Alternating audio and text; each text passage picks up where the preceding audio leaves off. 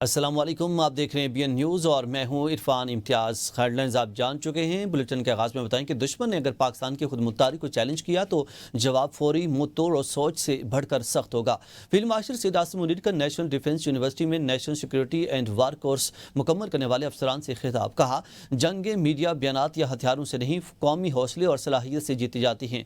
مزید تفصیل اس رپورٹ میں۔ فیلڈ مارشل سید عاصم منیر نے نیشنل ڈیفنس یونیورسٹی میں خطاب کے دوران جدید جنگی خطرات، ہائبرڈ وارفیئر اور قومی دفاع میں پیشہ ورانہ مہارت کی اہمیت پر زور دیا۔ انہوں نے کہا، نیشنل ڈیفنس یونیورسٹی مستقبل کی عسکری قیادت کو تیار کرنے میں کلیدی کردار ادا کر رہی ہے، جبکہ سول اور ملٹری اداروں کے درمیان ہم آہنگی وقت کی ضرورت ہے۔ آپریشن سندور کی ناکامی پر فیلڈ مارشل نے کہا، نئی دہلی اپنی اسٹریٹجک ناکامی چھپانے کے لیے بے بنیاد دعوے کر رہا ہے۔ پاکستان نے آپریشن بنیاد مرصوص میں خود انحصاری اور ادارہ جاتی طاقت سے کامیابی حاصل کی۔ خطے کے ممالک بھارت کے جارحانہ رویے اور ہندوتوا نظریے سے نالاں ہے۔ پاکستان نے اصولی سفارتکاری، باہمی احترام اور امن پر مبنی دیرپا شراکت داری قائم کی ہے۔ سید عاصم منیر نے دو ٹوک انداز میں کہا، اگر پاکستان کی خود مختاری کو چیلنج کیا گیا تو جواب فوری، منہ توڑ اور سوچ سے بڑھ کر سخت ہوگا۔ فیلڈ مارشل نے افسران پر زور دیا، وہ دیانتداری، خدمت اور وطن سے وفاداری کے اصولوں پر ثابت قدم رہیں۔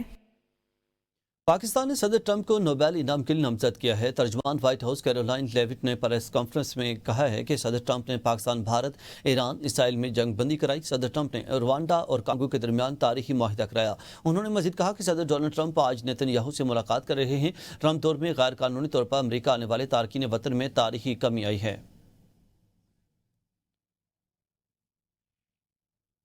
آگے بڑھیں اور آپ کو بتائیں کہ پاکستان اور افغانستان کے درمیان اسلام آباد میں ایڈیشنل سیکرٹری سطح کے مذاکرات کا پہلا دور۔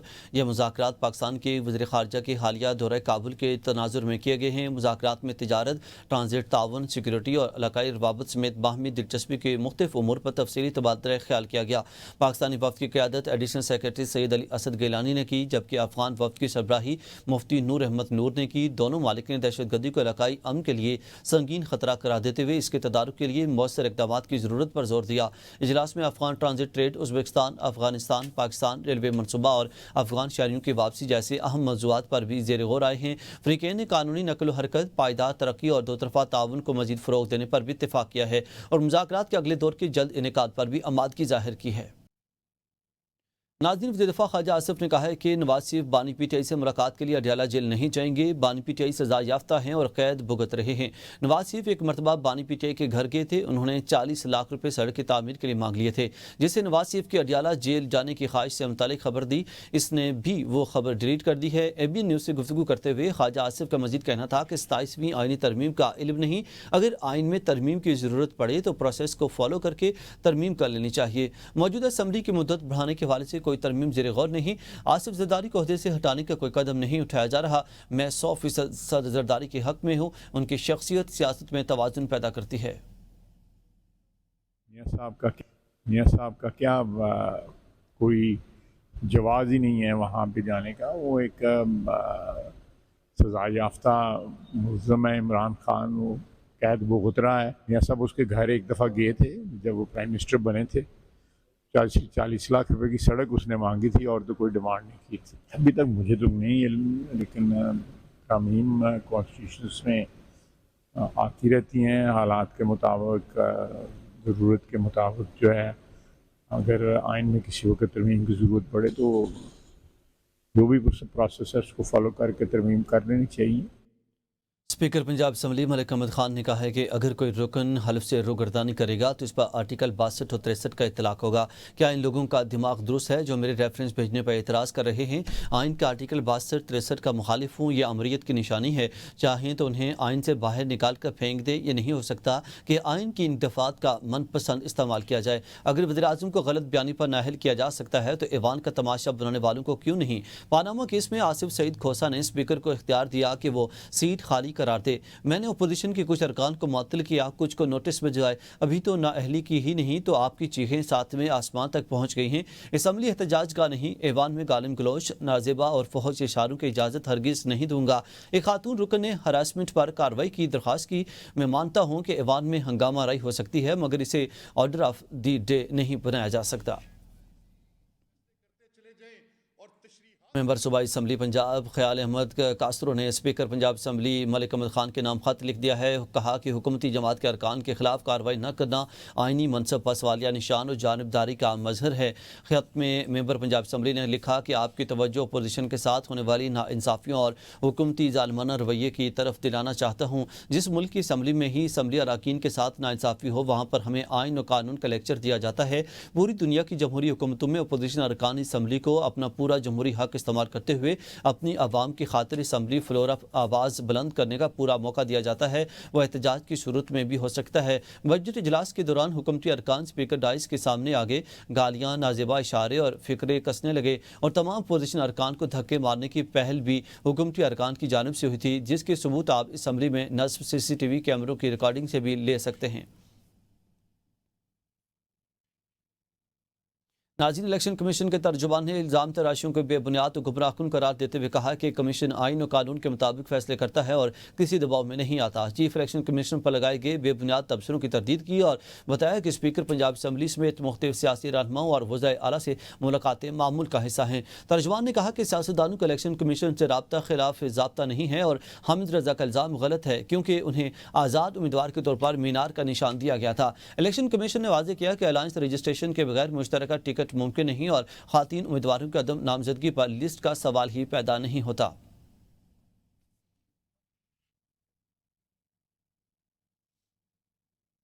नाज़रीन, तहरीक इंसाफ आज़ाद कश्मीर के मुनर्रिफ अरकान को मुस्लिम लीग नून और पीपल्स पार्टी में शमूलियत महंगी पड़ गई। तहरीक इंसाफ का मुनर्रिफ अरकान के खिलाफ इलेक्शन कमीशन में नाअहली रेफरेंस भेजने का फैसला।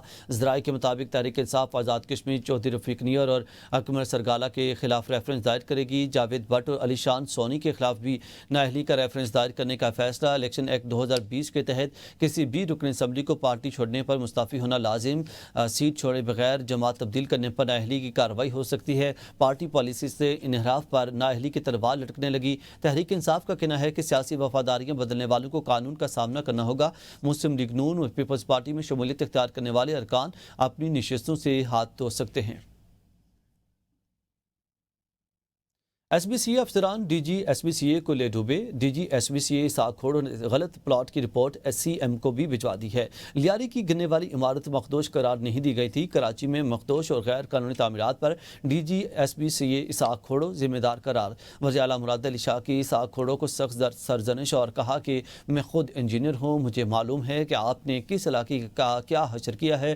क्या सिर्फ नोटिस देना ही आपका काम है? लियारी में इतनी अमवात हुई और आप फिर भी इजलास में ढिठाई से बैठे हुए हैं। वज़ीर आला ने SBCA के अफसरान से कहा कि मुझे कागजात की रिपोर्ट नहीं, काम चाहिए। किसी भी गैर कानूनी तामीरात को बर्दाश्त नहीं किया जाएगा।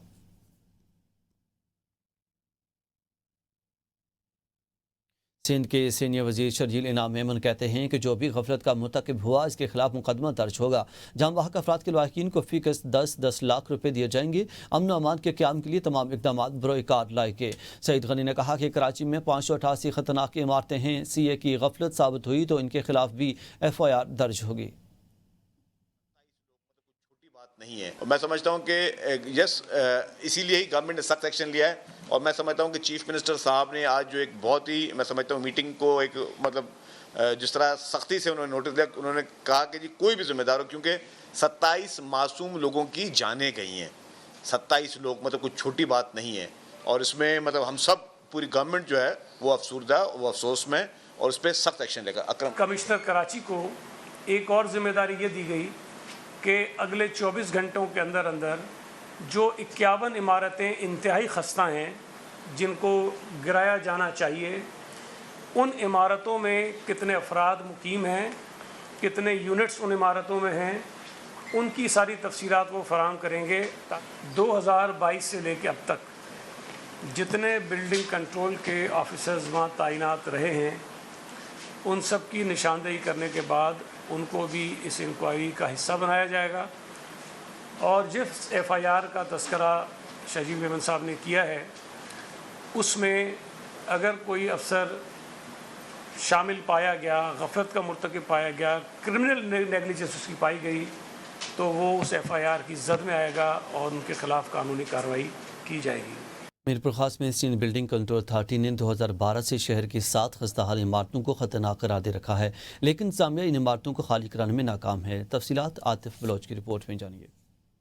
سندھ بلڈنگ کنٹرول اتھارٹی نے شہر میں 7 عمارتوں کو 2012 سے خطرناک قرار دے کر 6 عمارتوں کی فوری مرمت اور 1 عمارت کو گرانے کے نوٹس جاری کر رکھے ہیں۔ تاہم 13 سال گزرنے کے باوجود عمارتیں خالی نہیں کی گئیں۔ محکمہ کی جانب سے ہر سال متعلقہ بلڈنگ مالکان کو نوٹسز جاری کرنے کے باوجود مکین اب بھی خستہ حال عمارتوں میں رہائش پذیر ہیں، جبکہ ضلع انتظامیہ نے خطرناک قرار دی گئی عمارتوں کو خالی کرانے کے لیے کوئی کارروائی نہیں کی۔ اس حوالے سے سندھ بلڈنگ کنٹرول اتھارٹی کے ڈپٹی ڈائریکٹر چیتن مل کا کہنا ہے کہ ہم متعدد بار شہر کی 7 عمارتوں کو رہائش کے لیے خطرناک قرار دے چکے ہیں، لیکن مکین کسی قسم کا تعاون نہیں کرتے۔ 7 بلڈنگیں جو ہمارے پاس ڈکلیئر ہوئی ہے، تو اسی حوالے سے ان کو نوٹسز وغیرہ 2012 سے بھی دے رہے ہیں، مگر کوئی بھی وہ ٹل ٹو ڈیٹ ہم نے ابھی بھی نوٹس دیے تھے، کچھ بارشوں سے پہلے بھی اور آج بھی ہم نے نوٹس دیے ہیں، مگر کوئی بھی آکوپائڈ وہاں جو رہ رہے ہیں یا دکاندار ہیں کوئی بھی تعاون کرنے کے لیے تیار نہیں ہے۔ کہ ہم نے ان کو بولا بھائی یہ ایک انسان کا جانی مال کا خطرہ ہو سکتا ہے، کچھ بھی ہو سکتا ہے، تو اس لیے آپ ان کو خالی کریں۔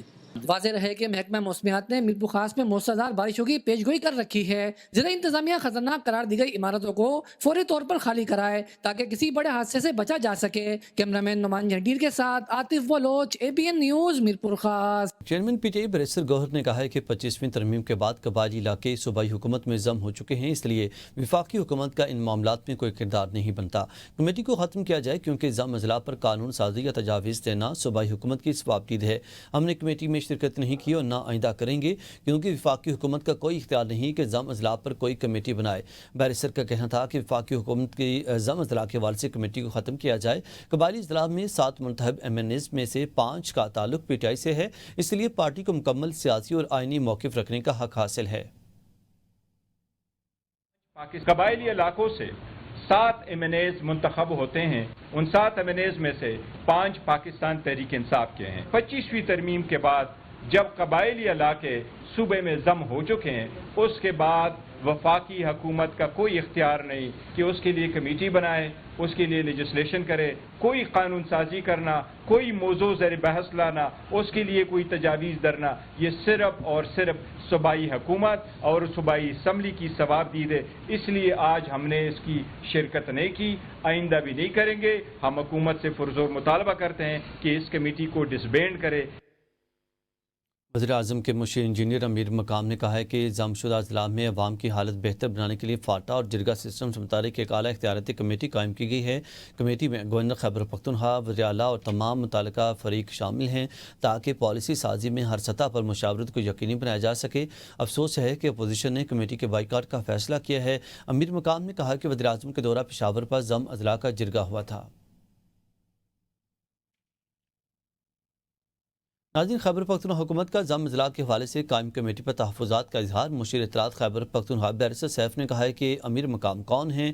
خیبر پختونخوا کے ضم اضلاع کا فیصلہ کرنے والے امیر مقام تو خود مسترد شدہ ہیں اور فارم 47 کے سہارے پارلیمنٹ پہنچے ہیں۔ مسترد شدہ آدمی کیسے قبائلی اضلاع کے فیصلے کر سکتا ہے؟ صوبائی حکومت کو اعتماد میں لیے بغیر کمیٹی کے ارکان کس نے اور کیسے منتخب کیے؟ بیرسٹر سیف نے مزید کہا کہ اسلام آباد میں منعقدہ کمیٹی کے اجلاس میں وزیر اعلیٰ کے نمائندے کی حیثیت سے شرکت کی۔ کمیٹی کو وزیر اعلیٰ کے تحفظات سے آگاہ کیا۔ خیبر پختونخوا کی مشاورت کے بغیر کمیٹی کی تشکیل سوالیہ نشان ہے۔ وہاں کسی بھی قسم کی تبدیلی خیبر پختونخوا سے مشاورت کے بغیر ناقابل قبول ہوگی۔ صدر آزاد جموں کشمیر بیرسٹر سلطان محمود چودھری کی رہائش گاہ پر فارورڈ بلاک کی پارلیمانی پارٹی کا اہم اجلاس منعقد ہوا۔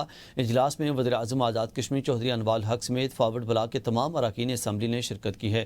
اجلاس کے دوران اہم سیاسی اور پارلیمانی امور پر مشاورت کی گئی اور آئندہ کے لائحہ عمل پر تبادلہ خیال ہوا۔